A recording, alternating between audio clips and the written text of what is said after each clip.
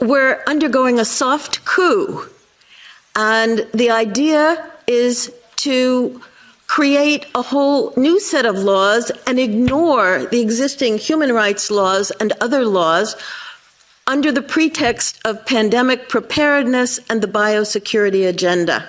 The WHO is developing through all its nations, but with the WHO Directorate in the United States in charge, a pandemic treaty and amendments to the existing international health regulations that will remove the human rights protections currently embedded in the IHRs, will enforce surveillance, censorship, get rid of freedom of speech, require governments to censor and only push a single narrative.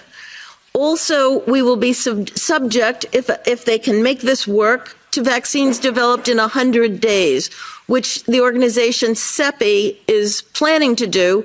And one of the people who founded CEPI was Jeremy Farrar, who is now the chief scientist at the WHO, to bring this forward.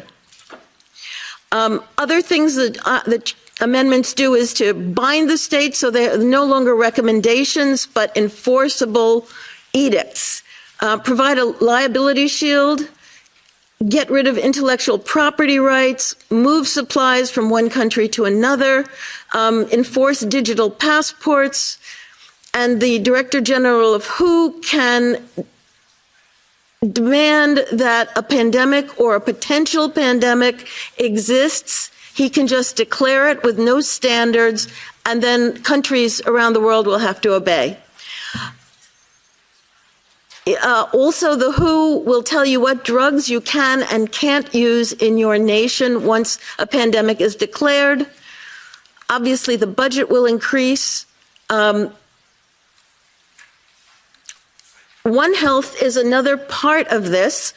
One Health is a concept that was created to enable the WHO, with these documents, to take over jurisdiction of everything in the world by saying that climate change, animals, plants, water systems, ecosystems are all central to health.